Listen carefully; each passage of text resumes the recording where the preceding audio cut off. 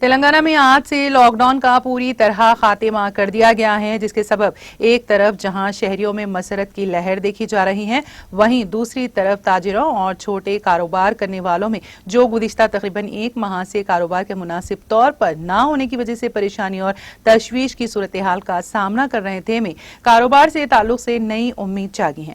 ان کا کہنا ہے کہ لاک ڈاؤن کے مکمل طور پر خاتمے سے ان کے تجارتی و کاروباری اداروں میں گاہکوں کی آمد کی توقع ہے۔ انہوں نے لاک ڈاؤن سے پہلے کی صورتحال پر مسرت کا اظہار کیا ہے۔ عوام جو تقریباً ایک ماہ سے گھروں میں محدود تھے بھی گھروں سے باہر نکلنے میں پرجوش نظر آئے۔ بازاروں میں پہلے جیسی رونق، سرگرمیاں اور گہما گہمی نظر آئیں، تاہم بازاروں میں کووڈ کے پروٹوکول پر عمل کیا جا رہا ہے۔ شہریوں نے اس احساس کا اظہار کیا کہ انہوں نے کووڈ کی دوسری لہر کے دوران اپنوں کو کھو دیا اور یہ لہر پہلی لہر کے مقابلے کافی خوفزدہ کرنے والی تھی۔ انہوں نے صورتحال کے معمول پر آنے اور کورونا کے معاملات میں کمی پر مسرت کا اظہار کیا، تاہم بعض شہریوں نے تیسری لہر کے امکان پر تشویش کا اظہار کیا۔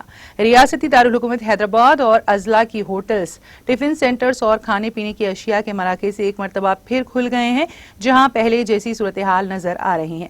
آج ان مقامات پر لاک ڈاؤن کے خاتمے کے پہلے دن گاہکوں کی بڑی تعداد نظر آئی۔ کورونا کی وجہ سے ہوٹلوں کا کاروبار کافی محدود ہو گیا تھا۔ ہوٹلوں میں گاہکوں کی سلامتی اور تحفظ کے لیے اقدامات کیے گئے اور ان کو جراثیم سے پاک بنایا گیا۔ کئی ہوٹلز محدود اسٹاف کے ساتھ دوبارہ کھل گئے ہیں۔